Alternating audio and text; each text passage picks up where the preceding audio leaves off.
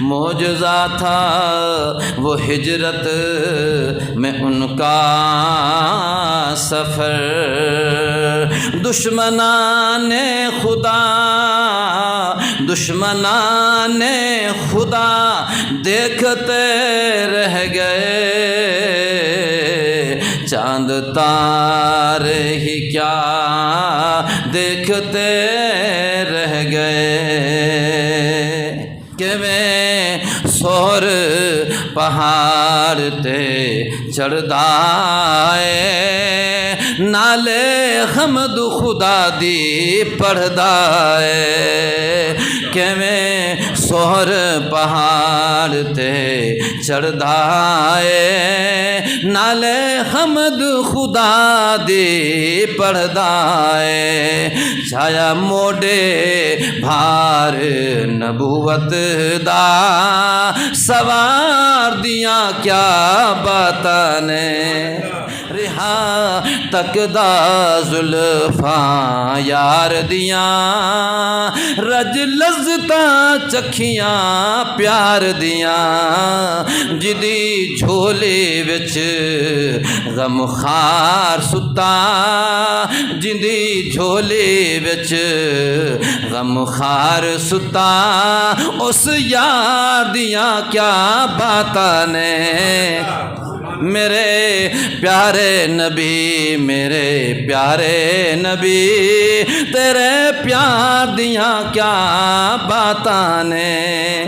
علیہ الصلوۃ والسلام کو اللہ پاک کی ذات نے کافروں سے بحفاظت نکال دیا۔ جب حضور پاک علیہ الصلوۃ والسلام آگے جا رہے تھے، ایک کافر نے آپ کو دیکھ لیا، گلی میں جاتے ہوئے ایک کافر نے آپ کو دیکھ لیا، مگر ان کو اس بات کا پتہ ہی نہیں تھا کوئی ان کی تلاش میں بھی ہے۔ وہ جب حضور پاک علیہ الصلوۃ والسلام کے گھر کے قریب سے گزرا، اس نے دیکھا 200 کے قریب آدمی تلواریں لے کے، ابو جہل اور اس کے سارے کارندے کھڑے ہوئے ہیں۔ شور کیا ہے؟ مسئلہ کیا ہے؟ کیا ہوا ہے ان کو؟ کیونکہ یہ بات سب کو بتائی نہیں گئی تھی۔ انہوں نے کہا تھا کہ اچانک حملہ کریں گے، خاص جن بندوں نے جانا ہے انہی کو پتہ ہوگا۔ اس نے کہا کہ ارے میرے ساتھیوں کافر ہو، یہاں کیا ہو رہا ہے؟ یہ شور کیسا ہے؟ یہ محاصرہ کیسا ہے؟ بتایا گیا کہ آج محمد صلی اللہ علیہ وسلم کا کام ہم نے تمام کرنا ہے۔ ہمیں محمد صلی اللہ علیہ وسلم دھمکاتے تھے اور کہتے تھے اگر تم کلمہ پڑھ لو گے تو دنیا کے بھی بادشاہ بن جاؤ گے، آخرت کے میں بھی بادشاہ بن جاؤ گے، اور اگر تم نے کلمہ نہ پڑھا تو یاد رکھو میری تلوار ہوگی ایک دن اور تمہاری گردنیں ہوں گی۔ ہم دیکھ لیں گے آج کہ اس کو کس طرح ہماری گردنیں اڑاتا ہے، اس سے پہلے کہ وہ ہماری اڑائے ہم ہی اس کا کام تمام کر دیتے ہیں۔ اس کافر نے کہا کہ جس کے انتظار میں یہاں کھڑے ہو وہ تو یہاں سے جا بھی چکا ہے، تم نے جو مطمئن ہو کے بیٹھے کھڑے ہو یہاں کہ وہ نکلیں گے تو ماریں گے، اور وہ کھڑے اس لیے تھے کیونکہ وہ اس کو بزدلی سمجھتے تھے کہ کوئی کسی بندے کو گھر جا کے دیوار پھلانگ کے جا کے مارا جائے، وہ اس کو بہادری سمجھتے تھے جب یہ باہر نکلے گا تو جاگتے کو ماریں گے۔ تو اس نے کہا کہ وہ تو جا بھی چکا ہے، پھر وہ تو یہاں نہیں ہے۔ انہوں نے کہا کہ نہیں، ہم نے تو محاصرہ کیا ہوا ہے۔ اس نے کہا لیکن میں نے اپنی آنکھوں سے دیکھا ہے، میں نے تو ان کو جاتے ہوئے آنکھوں سے دیکھا ہے۔ انہوں نے جو دیواروں کو اونچوں سے جو دیکھا دیوار سے، حضرت علی رضی اللہ تعالیٰ عنہ حضور کی چادر کو اوڑھے ہوئے آرام کر رہے ہیں۔ آپ نے فرمایا اے علی میرے بستر پہ سو جانا، میری چادر کو لے کے سو جانا۔ جس کو حضور پاک علیہ الصلوۃ والسلام نے اپنے بستر پہ سلایا وہ بھی شان والا ہے، اور جس کو لے کے حضور پاک علیہ الصلوۃ والسلام اپنے ساتھ روانہ ہوئے وہ ان سے بھی شان والا ہے۔ حضرت علی رضی اللہ تعالیٰ عنہ آرام فرما رہے ہیں، دیکھا کافروں کے نانا ایسی کوئی بات نہیں ہے، آرام کر رہے ہیں، جیسے ہی اٹھیں گے تو حملہ کریں گے۔ اس نے بہرحال خبردار کر دیا، دیکھنے والے نے وہ انتظار کرتے رہے۔ ادھر حضور پاک علیہ الصلوۃ والسلام جناب ابو بکر صدیق رضی اللہ تعالیٰ عنہ کو ساتھ لے کے روانہ ہو گئے۔ آپ نے عرض کیا کہ اللہ کے نبی آپ چلیے، میرے ساتھ چلیے، میں نے سارا انتظام کیا ہوا ہے۔ اے اللہ کے نبی، ہم نے پہلے یہاں سے جبل سور پہ جا کے غار سور میں رہنا ہے کہ تاکہ کافر ڈھونڈتا ڈھونڈتا تلاش کرتا کرتا ہمیں تھک جائے، جب ہمیں اطمینان مل جائے گا تو پھر ہم نے وہاں سے آگے روانہ ہونا ہے۔ ہم میرے آقا علیہ الصلوۃ والسلام جناب ابو بکر صدیق رضی اللہ تعالیٰ عنہ کے ہمراہ جبل سور کی طرف روانہ ہو گئے، اور یہ کافر انتظار میں کھڑا ہے کہ کسی طرح سے جب اٹھیں گے حضور تو حملہ کریں گے۔ میرے آقا علیہ الصلوۃ والسلام کو اللہ تعالیٰ نے بحفاظت کافروں سے بچایا، اور اللہ پاک نے دکھایا دنیا والوں کو جن کو ہم بچانا چاہیں ان کا کوئی بال بھی بنکا نہیں کر سکتا ہے۔ چاند تارے ہی کیا دیکھتے رہ گئے،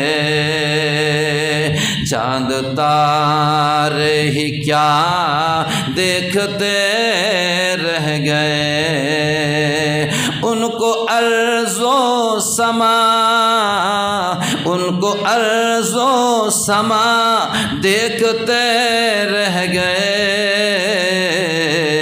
چاند تارے ہی کیا دیکھتے رہ گئے۔ معجزہ تھا یہ ہجرت میں ان کا سفر، معجزہ تھا وہ ہجرت میں ان کا سفر۔ یہ میرے نبی کا معجزہ تھا کہ آپ نے پھینکی مٹھی ریت کی ایک طرف اور پہنچ گئی سب کی آنکھوں میں۔ یہ میرے نبی کا معجزہ تھا، اسے معجزہ کہتے ہیں۔ معجزہ وہ ہوتا ہے اللہ تعالیٰ جو اپنے نبی کے ہاتھ سے ایسا کام کروائیں جو ظاہر میں ہو نہ سکے، لیکن اللہ اپنے نبی سے کرواتا ہے، لیکن اس میں پوری طاقت پیچھے اللہ کی ہوتی ہے، اس میں پیچھے پوری طاقت اللہ کی ہوتی ہے، لیکن اللہ تعالیٰ کرواتے ہیں اپنے نبی کے ہاتھ سے تاکہ لوگوں کو یقین آ جائے کہ یہ واقعی اللہ کے نبی ہے۔ معجزہ تھا وہ ہجرت میں ان کا سفر، دشمنان خدا، دشمنان خدا دیکھتے رہ گئے، چاند تارے ہی کیا دیکھتے رہ گئے۔ حضور پاک علیہ الصلوۃ والسلام جناب ابو بکر صدیق رضی اللہ تعالیٰ عنہ کے ساتھ جبل سور کی طرف روانہ ہو گئے۔ آپ کا سفر شروع ہو گیا، ہجرت کا سفر شروع ہو گیا۔ میرے آقا علیہ الصلوۃ والسلام آج اپنے شہر کو الوداع کہہ رہے ہیں۔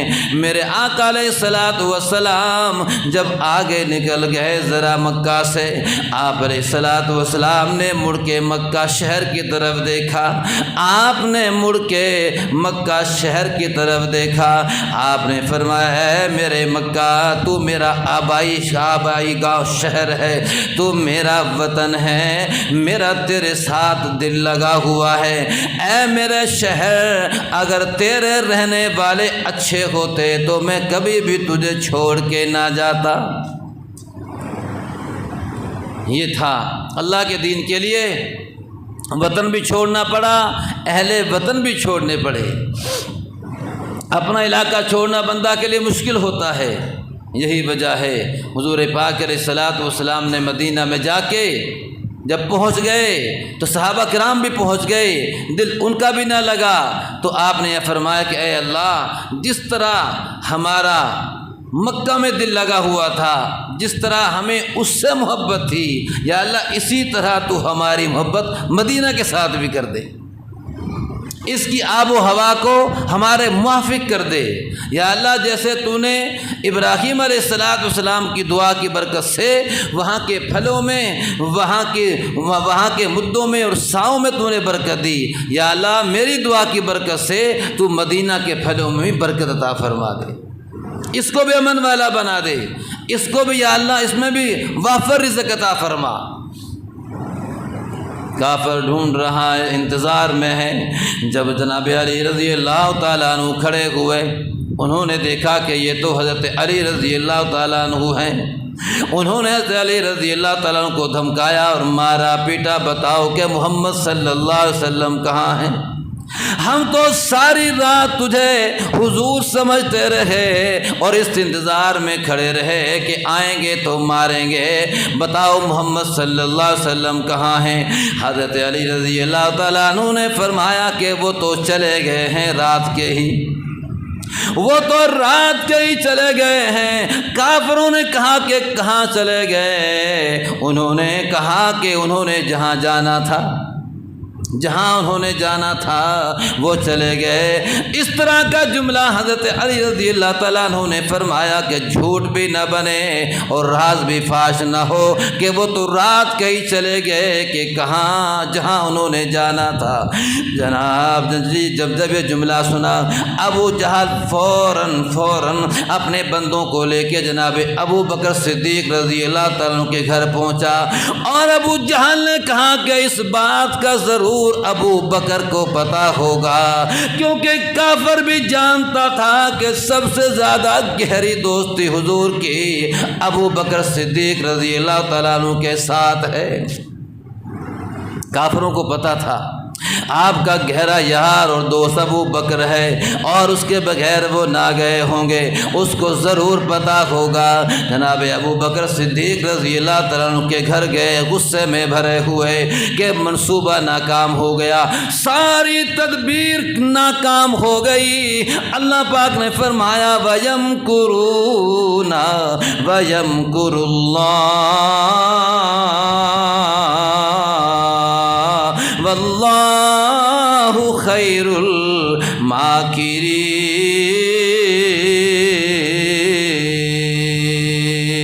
کہو سبحان اللہ۔ اللہ تعالیٰ فرماتے انہوں نے بھی مکر و فریب کیا، منصوبہ بنایا، ایک منصوبہ بنایا، اور ہم نے بھی ایک تدبیر بنائی۔ اللہ پاک فرماتے ہیں ہمارے منصوبے کے مقابلے میں کسی کا منصوبہ کامیاب نہیں ہو سکتا ہے۔ ابو جہل اپنے ساتھیوں کو لے کے جناب ابو بکر کے گھر ہیں، دروازہ کھٹکھٹایا، حضرت اسماء رضی اللہ تعالیٰ عنہ جناب ابو بکر کی بیٹی گھر سے باہر نکلی۔ ابو جہل نے کہا کہ ابو بکر کہاں ہے؟ ابو بکر کہاں ہے؟ جناب اسماء رضی اللہ تعالیٰ عنہ نے فرمایا کہ مجھے پتہ ہے مگر میں بتاؤں گی نہیں۔ آپ کی بہادری دیکھیے، آپ نے فرمایا جھوٹ تو بولوں گی نہیں، مگر مجھے پتہ ہے مگر میں بتاؤں گی نہیں۔ میری جان تو جا سکتی ہے مگر میں نہ ابا کا پتہ بتاؤں گی نہ رسول اللہ کا پتہ بتاؤں گی۔ ابو جہل نے اتنی زور سے تماچا مارا حضرت اسماء رضی اللہ تعالیٰ عنہ کو کہ تھپڑ جو یہ لگا تو بالیاں کان سے گر گئیں، کان کا وہ کان بھی پھٹ گیا، اور جب گری نیچے تو منہ بھی زخمی ہو گیا اور خون ہو گئیں، زخمی ہو گیا چہرہ بھی، کان بھی پھٹنے کی وجہ سے خون بہ رہا تھا۔ مگر آپ نے کہا یہ سب کچھ ہو سکتا ہے مگر نہ حضور کے بارے میں بتایا جا سکتا ہے، نہ اپنے ابو بکر کے بارے میں کچھ بتایا جا سکتا ہے۔ حضرت اسماء رضی اللہ تعالیٰ فرماتی ہیں میرے ابو بکر جب گھر سے جانے لگے جتنا پیسہ تھا گھر سب لے گئے کہ بیٹی نہ جانے راستے میں کتنے پیسے کی ضرورت پڑ جائے، نہ جانے یہاں سے مدینہ پہنچنے میں کتنا وقت لگ جائے، کہیں ایسا نہ ہو پیسے کی خرچے کی وجہ سے ہم پکڑے جائیں اور ہمارا یہ سفر ادھورا رہ جائے۔ گھر کا معاملہ بھی دیکھا جائے گا، جو کچھ تھا وہ سب لے گئے کہ راستے میں نہ جانے ہمیں کتنے پیسے کی ضرورت پڑ جائے، گھر میں کچھ بھی نہ بچا۔ میرے ابو بکر حضور کے ساتھ روانہ ہو گئے۔ میرے دادا بوڑھے ابو قحافہ، میرے دادا ابو قحافہ جو بوڑھے تھے وہ کہنے لگے صبح کو بیٹی کہ تیرا ابا چلا گیا ہے اور مجھے اس کی عادت کا پتہ ہے، اس کی عادت سے مجھے اندازہ ہے کہ وہ گھر میں کچھ بھی نہ چھوڑ کے گیا ہوگا، وہ سب کچھ لے گیا ہوگا، اس نے کچھ بھی نہ چھوڑا ہوگا، کیونکہ مجھے اس کی عادت کا پتہ ہے۔ حضرت اسماء رضی اللہ تعالیٰ فرماتی ہیں میں نے اپنے دادا کو مطمئن کرنے کے لیے ایک تھالی میں چھوٹے چھوٹے پتھر ڈال کے، چونکہ میرا دادا نابینا تھا، ابو قحافہ جب مسلمان ہوئے، جب مکہ جا کے جب مکہ فتح ہوا تو تب جا کے یہ مسلمان ہوئے۔ حضرت ابو قحافہ کو میں نے اپنے دادا کو اپنا ایک تھالی میں ٹھیکریاں ڈال کے اوپر کپڑا ڈال کے اپنا دادا کا ہاتھ لگوایا اور کہا کہ نہ دادا جان میرا باپ پیچھے بہت سا پیسے چھوڑ کے گیا ہے، بہت سا پیسہ چھوڑ کے گیا ہے۔ حالانکہ فرماتی ہیں اللہ پاک کی قسم 1 روپیہ بھی نہیں چھوڑا تھا ہمارے گھر پہ، میرے باپ نے سب کچھ لے گئے حضور کے لیے۔ لیکن آپ بھی ایسے تھے جناب ابو بکر صدیق رضی اللہ تعالیٰ عنہ، اور آپ کا گھرانہ بھی ایسا تھا، آپ کا گھرانہ بھی، تبھی تو اللہ کو پسند آیا، تبھی تو یہ گھرانہ اللہ کو پسند آیا۔ آپ بھی ایسے تھے۔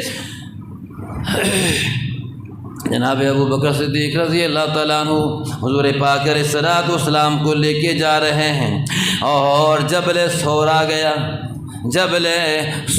گیا، حضور پاک علیہ الصلوۃ والسلام چل جا رہے ہیں، ساتھ ساتھ جب چڑھائی آ گئی تو جناب ابو بکر صدیق رضی اللہ تعالی عنہ نے عرض کیا کہ حضور آپ کے لیے اوپر چڑھنا مشکل ہوگا، آپ میرے کندھوں پہ سوار ہو جائیے، میں آپ کو اپنے کندھوں پہ بٹھا کے میں غار سور تک آپ کو پہنچا دیتا ہوں۔ ایسے غمخوار اور وفادار جناب ابو بکر آپ علیہ الصلوۃ والسلام نے اسی لیے تو فرمایا کہ دنیا والوں جتنا مجھے ابو بکر کے مال نے نفع پہنچایا اتنا کسی کے مال نے مجھے نفع نہیں پہنچایا۔ آپ نے فرمایا کہ جتنے میرے اوپر ابو بکر کے احسان ہیں، جس نے بھی کسی نے مجھ پر احسانات کیے میں نے سب کا بدلہ دے دیا، مگر میں ابو بکر صدیق رضی اللہ تعالیٰ عنہ کے احسانات کا بدلہ چکا نہ سکا۔ کل قیامت کے دن میں ان کے احسانوں کا بدلہ اپنے اللہ سے دلواؤں گا، اپنے اللہ سے۔ جناب ابو بکر صدیق رضی اللہ تعالیٰ عنہ آپ نے عرض کیا حضور آپ میرے کندھوں پہ سوار ہو جائیے، میں آپ کو غار سور تک لے جاؤں گا۔ کتنا لمبا سفر ہے، علماء نے لکھا ہے 6000 فٹ دور کا سفر ہے، 6000 فٹ 6 یا 6.5 فٹ نیچے سے لے کے غار سور تک کا سفر ہے، اور یہ بھی لکھا ہے کہ 3 گھنٹے یہ 3.5 گھنٹے لگتے ہیں۔ جب بندہ اکیلا اپنی روٹین سے چلے تو اتنا وقت لگتا ہے۔ جناب ابو بکر صدیق رضی اللہ تعالیٰ عنہ کا جذبہ ایمانی دیکھیے، آپ کا جذبہ ایمانی دیکھیے، اتنا بڑا جذبہ آپ کا، اتنا بڑا مضبوط ایمان۔ آپ نے اپنی ایمانی جذبے سے حضور پاک علیہ الصلوۃ والسلام کو اپنے کندھوں پہ بٹھایا۔ اے اللہ کے نبی آپ کے پاؤں زخمی ہوں گے، اے اللہ کے نبی آپ کو تکلیف ہوگی، آپ میرے کندھوں پہ بیٹھ جائیے، میں آپ کو غار سور تک پہنچا دوں گا اپنی ایمانی طاقت سے۔ میرے آقا علیہ الصلوۃ والسلام جانتے تھے کہ ابو بکر بکر واقعی ایسا ہے۔ آپ علیہ الصلوۃ والسلام جناب ابو بکر کے کندھوں پہ سوار ہو گئے۔ جناب ابو بکر صدیق رضی اللہ تعالیٰ عنہ بلندیوں کو چڑھنے لگے۔ اتنا مشکل سفر ہے، سیڑھیوں کا کسی کا انتظام نہیں ہے۔ اب تو وہاں بھی پھر بھی پٹھانوں نے بنا کے تھوڑا تھوڑا راستہ بنا دیا ہے۔ وہاں پٹھان دن رات محنت کرتے رہتے ہیں۔ ان کو آنے جانے والے کوئی ریال وغیرہ دے دیتا، کسی نے 1 دے دیا، کسی نے 2 دے دیے۔ وہاں انہوں نے اچھا کر دیا ہے کہ کچھ سیڑھیوں کی شکل بنا دی ہے۔ اب تو جانے والے کے لیے وہاں آسانی ہو جاتی ہے، اگرچہ پھر بھی کئی جگہ ایسی ہوتی ہیں بندے کو ڈر لگتا ہے کہ گر نہ پڑوں۔ ایسے مشکل سفر میں جب کہ کوئی سیڑھی کا وہاں انتظام ہی نہ تھا، جناب ابو بکر صدیق رضی اللہ تعالیٰ عنہ حضور پاک علیہ الصلوۃ والسلام کو کندھوں پہ بٹھا کے بلندی کی طرف اپنی ایمانی طاقت سے اوپر کو رواں اور دوا ہیں جا رہے ہیں۔ میرے آقا علیہ الصلوۃ والسلام آپ کے کندھوں پہ سوار ہے۔ وہ ابو بکر رضی اللہ تعالیٰ عنہ خطیب حضرات کہتے ہیں اور حقیقت بھی یہی ہے، فرماتے ہیں حضرت حسن حضور کے کندھوں پہ، حضرت حسین حضور کے کندھوں پہ، حضرت عباس حضور کے کندھوں پہ، حضرت علی حضور کے کندھوں پہ، اور ساری امت کا وزن اور بھار حضور کے کندھوں پہ، اور حضور جناب ابو بکر کے کندھوں پہ، حضور ابو بکر کے کندھوں پہ۔ آپ نے فرمایا میرے چچا عباس، واقعی تو میرا بھار نہیں اٹھا سکتا ہے، اگر کوئی میرا بھار اٹھا سکتا ہے تو وہ جناب ابو بکر صدیق رضی اللہ تعالیٰ عنہ ہیں۔ جناب ابو بکر صدیق رضی اللہ تعالیٰ عنہ نبوت کا بھار لے کے، نبی کا ویسے ہی وزن زیادہ ہوتا ہے، نبوت کا بھار لے کے 6000 فٹ کی بلندی کی طرف رواں دوا ہیں جا رہے ہیں۔ شر کہتا ہے کہ میں سور پہاڑ تے چڑھتا ہے، کہو سبحان اللہ۔ جناب ابو بکر صدیق رضی اللہ تعالیٰ عنہ کی بات نہ ہو تو ہجرت کا یہ سفر ہی نامکمل ہے۔ اگر یہاں ابو بکر کی بات نہ کی جائے تو ہجرت کا واقعہ ہی ختم ہو جاتا ہے۔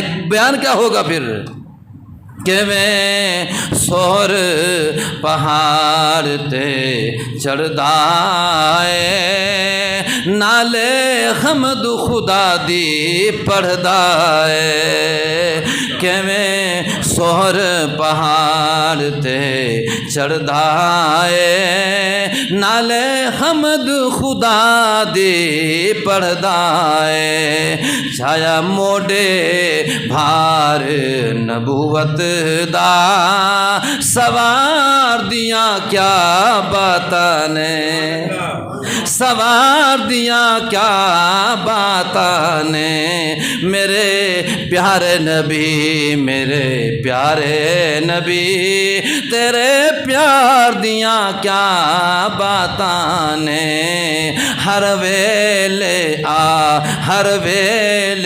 آکھے امتی امتی، غم خار دیاں کیا باتاں نے۔ جناب ابو بکر صدیق رضی اللہ تعالیٰ عنہ نے حضور کو کندھوں پہ بٹھایا اور حضور پاک علیہ الصلوۃ والسلام کے دونوں پاؤں ابو بکر کے سینے پہ لگ رہے ہیں، سر کو پکڑ لیا ہے میرے آقا علیہ الصلوۃ والسلام نے جناب ابو بکر کے سینے پہ۔ حضور کے پاؤں جب بندہ چلتا ہے تو آگے پیچھے ہوتے ہیں پاؤں، یہاں بھی شعر کہتا ہے وہ بھی کیا منظر ہوگا جب میرے آقا علیہ الصلوۃ والسلام کے بار بار پاؤں ابو بکر کے سینے سے لگ رہے ہوں گے۔ میں اگر مدینے کی خاک کا ذرہ ہوتا، میں اگر مدینے کی خاک کا ذرہ ہوتا، پاک نبی کے طلبوں سے ہر وقت جڑا ہوتا، پاک نبی کے طلبوں سے ہر وقت جڑا ہوتا، اور لگ رہے تھے پاؤں آپ کے ابو بکر کے سینے پر، لگ رہے تھے پاؤں آپ کے ابو بکر کے سینے پر بار بار سینے کو میں بھی چومتا ہوتا، میں اگر مدینے کی خاک کا ذرہ ہوتا تو میں کہاں ہوتا؟ حضور کے طلبوں کے ساتھ لگ جاتا۔ پھر کیا ہوتا؟ کبھی کبھی غاروں میں، کبھی تو مزاروں میں، کبھی عرش اعظم پر ساتھ ہی گیا ہوتا۔ جناب ابو بکر صدیق رضی اللہ تعالیٰ عنہ حضور کو لے کے جا رہے ہیں اور چڑھتے ہی جا رہے ہیں، 6000 فٹ کی بلندی پہ لے کے جا رہے ہیں، ایمانی طاقت کے ساتھ جا رہے ہیں، کوئی پرواہ نہیں، خوش ہیں اس پہ کہ اللہ پاک نے اتنی بڑی سعادت میرے کھاتے میں ڈال دی ہے، اتنی بڑی نیکی اللہ پاک نے میرے کھاتے میں ڈال دی ہے۔ میرے نبی علیہ الصلوۃ والسلام کو خوشی خوشی ایمانی طاقت سے لے کے پہنچ گئے وہاں پر جبل ثور کے آخری کنارے پہ چوٹی پہ پہنچ گئے، جہاں جا کے جبل ثور ختم ہو جاتا ہے، آخری 2 چٹانوں کے یوں ملنے سے چھوٹی سی غار بنتی ہے جس کو جبل ثور کہتے ہیں، چھوٹی سی غار جس میں بڑی مشکل سے 2-3 آدمی آتے ہیں، اس کے بعد وہ پہاڑی سلسلہ ختم ہو جاتا ہے، وہ وہاں لے کر میرے نبی علیہ الصلوۃ والسلام کو پہنچ گئے، آپ کو اتارا، نبی علیہ الصلوۃ والسلام سے عرض کرنے لگے اللہ کے پیارے پیغمبر آپ ذرا یہاں ٹھہریے، میں اندر جا کے غار کو صاف کر لیتا ہوں، یہاں پتہ نہیں کوئی آیا کہ نہیں آیا، سانپ ہوں گے، بچھو ہوں گے، کوئی کیڑا مکوڑا ہوگا، حضور امکانک یا رسول اللہ، اللہ کے نبی آپ یہاں ذرا رکیے، میں اندر جا کے غار کو صاف کر لیتا ہوں، میں جھاڑو لگا لیتا ہوں تاکہ کوئی چیز آپ کو نقصان نہ پہنچائے، اللہ کے پیارے پیغمبر پہلے میں جاتا ہوں، اگر کسی چیز نے نقصان پہنچایا تو مجھے پہنچے مگر آپ کو نہ پہنچے، اس لیے کہ اللہ کے نبی اگر مجھے کوئی نقصان پہنچا تو یہ ایک بندے کا نقصان ہوگا، اور آپ کا کچھ نقصان ہو گیا تو یہ پوری امت کا نقصان ہوگا۔ جناب ابو بکر صدیق رضی اللہ تعالیٰ عنہ غار کو صاف کر رہے ہیں، صفائی کر دی، جتنے بھی سوراخ تھے بند کر دیے، ایک روایت کے مطابق اپنی پگڑی اتاری، ایک روایت کے مطابق اپنا کرتا اتارا، پھاڑ کے وہ سارے سوراخ بند کر دیے، جھاڑو لگا دیا، صفائی کر دی، اور جو سوراخ بچا تو اپنے ایڑی لگا دی، اور عرض کیا اللہ کے نبی اب آ جائیے، آپ کا بستر تیار ہے، آپ کی آرام گاہ تیار ہے۔ حضور پاک علیہ الصلوۃ والسلام کے لیے بستر بن گئی، اپنی جھولی کو حضور کے لیے بستر بنا دیا، اللہ کے نبی آ جائیے، میرے نبی علیہ الصلوۃ والسلام اندر گئے، عرض کیا اللہ کے نبی آپ آرام کیجیے، میں آپ کے لیے بستر بن گیا ہوں، اے اللہ کے پیارے پیغمبر آپ کی جو تھکاوٹ ہے وہ نیند سے ختم ہو جائے گی، اور میری تھکاوٹ آپ کی زیارت سے ختم ہو جائے گی۔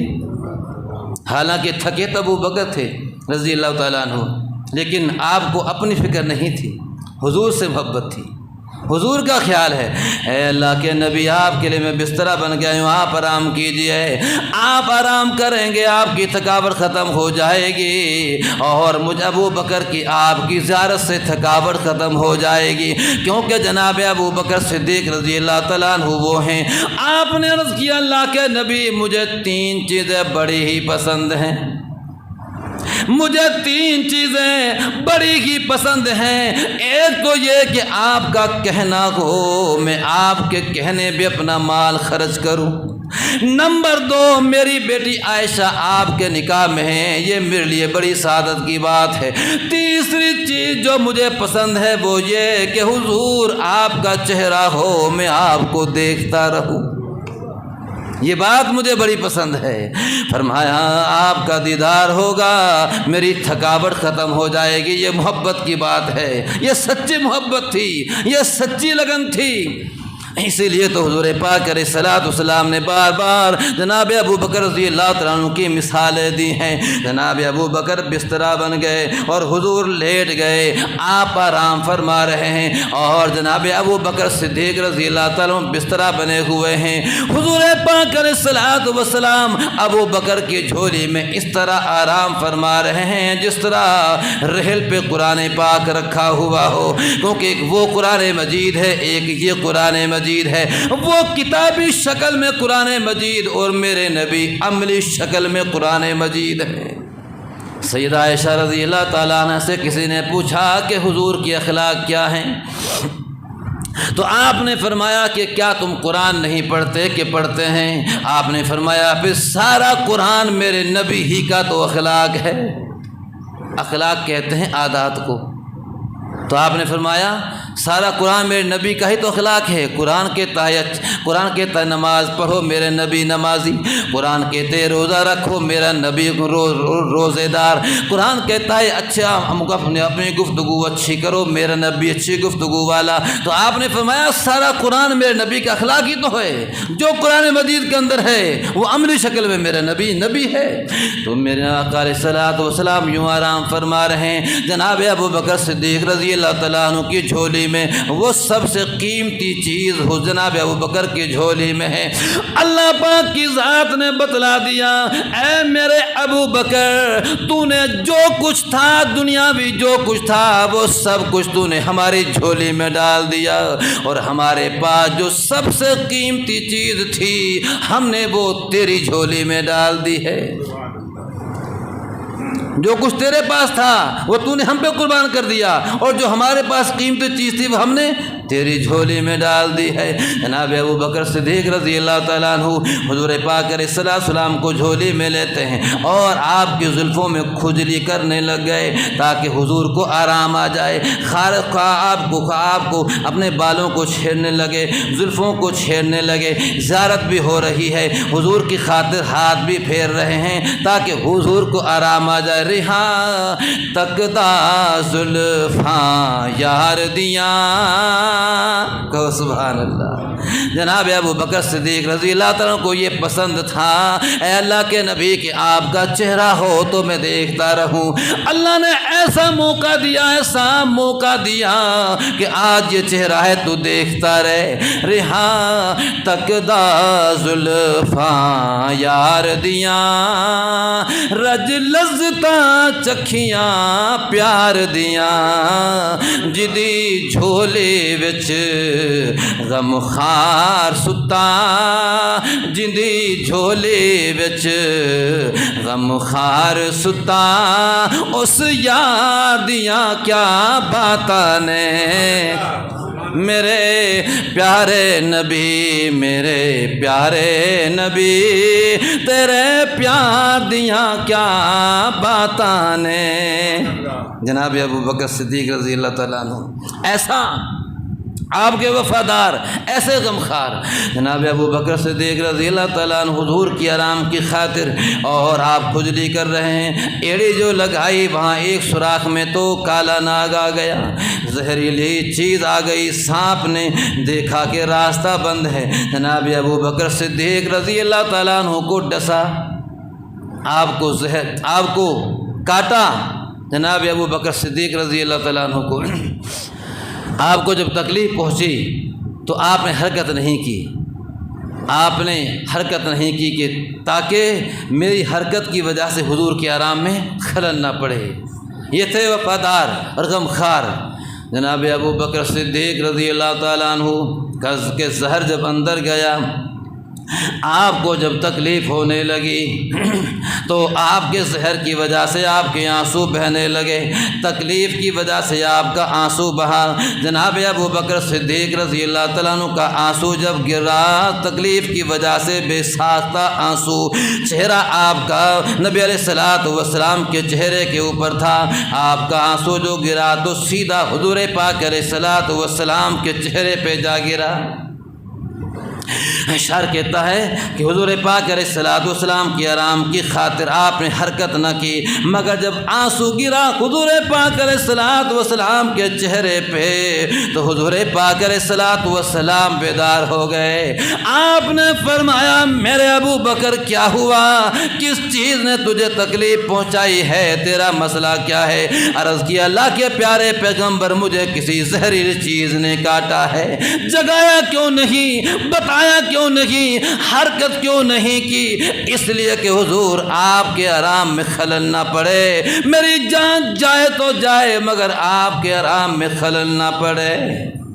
جس پیر سوراخ تو چایا نہ ستا یار رہاتے جگایا نہ، جس پیر سوراخ تو چایا نہ ستا یار رہاتے جگایا نہ، سپ ول پیر تھے ڈنگ مارے، پیر دار دیا کیا باتاں نے۔ آپ کو تکلیف پہنچائی لیکن حضور کے آرام میں خلل نہ پڑے۔ میرے آقا علیہ الصلوۃ والسلام بیدار ہوئے، ارے دنیا والو جناب ابو بکر آپ کتنی قسمتوں والے ہیں، آپ کتنی شان والے ہیں، کسی کا آنسو کہاں گرے گا، کسی کا کہاں گرے گا، تیرا آنسو جو گرا تے محمد الرسول اللہ کے چہرے پہ گرا، ساری دنیا مل کے بھی تیرے اس آنسو کی قیمت نہیں دے سکتی جو آنسو تیرا حضور کے رخسار پہ آیا، حضور کے چہرے پہ آیا۔ آپ نے فرمایا میرے یار کیا ہوا؟ عرض کیا حضور کسی چیز نے کاٹا ہے، زہر اندر چلا گیا ہے، شدید تکلیف ہو رہی ہے۔ آپ نے فرمایا ابو بکر ایڑی میرے سامنے کرو۔ حضور پاک علیہ الصلوۃ والسلام نے اپنا لعاب دہن مبارک لعاب جناب ابو بکر کی ایڑی پہ لگایا۔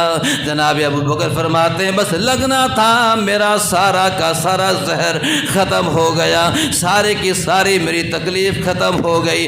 اللہ پاک نے حضور پاک علیہ الصلوۃ والسلام کے لعاب کے اندر اتنی شفا رکھی ہے۔ ہمارے نبی ایسے تھے، تیری صورت تیری سیرت زمانے میں نرالی ہے، تیری صورت تیری سیرت زمانے میں نرالی ہے، تیری ہر ادا پیاری سنہری بے مثالی ہے۔ آپ نے لعاب دہن لگایا، زہر ختم ہو گیا۔ جناب ابو بکر صدیق رضی اللہ تعالیٰ عنہ اور میرے آقا علیہ الصلوۃ والسلام اس غار کے اندر ہیں، کافر ڈھونڈ رہا ہے۔ کافر نے پیچھے سے اعلان کر دیا کہ جو بھی حضور پاک علیہ الصلوۃ والسلام کو اور جناب ابو بکر صدیق رضی اللہ تعالیٰ عنہ کو، ان دونوں میں سے جو بھی زندہ کو یا مردہ کو لائے گا 100 اونٹ انعام میں دیے جائیں گے۔ کافر ڈھونڈ رہا ہے اور ادھر یہ دونوں ہستیاں اس غار کے اندر ہیں۔ کافر ڈھونڈتا ڈھونڈتا اس جبل سور کے پاس آ گیا، کھرا دیکھا کہ 2 کا ہے، لیکن جب پہاڑ کے سے اوپر جانے لگے تو دیکھا کہ آگے سے کھرا 1 کا ہے، آپ آگے پاؤں 2 نہیں ہیں 1 ہے۔ تو کافر سمجھ گیا، کافر سمجھا کہ یہی ہے، یہ پاؤں ابو بکر صدیق رضی اللہ تعالیٰ عنہ کا ہے، اور جہاں ابو بکر ہوگا وہیں محمد رسول اللہ ہوگا۔ اسے فرمایا علماء نے اگر حضور تک پہنچنا ہے تو جناب ابو بکر کے نقش قدم پہ چلنا ہوگا۔ کافر پہنچا اس غار تک، مگر ابو بکر کا کھرا دیکھتے دیکھتے، باقی لمبی بات ہے پھر ہوگی۔ اللہ تعالیٰ جو کچھ کہا سنا گیا اس پہ عمل کرنے کی توفیق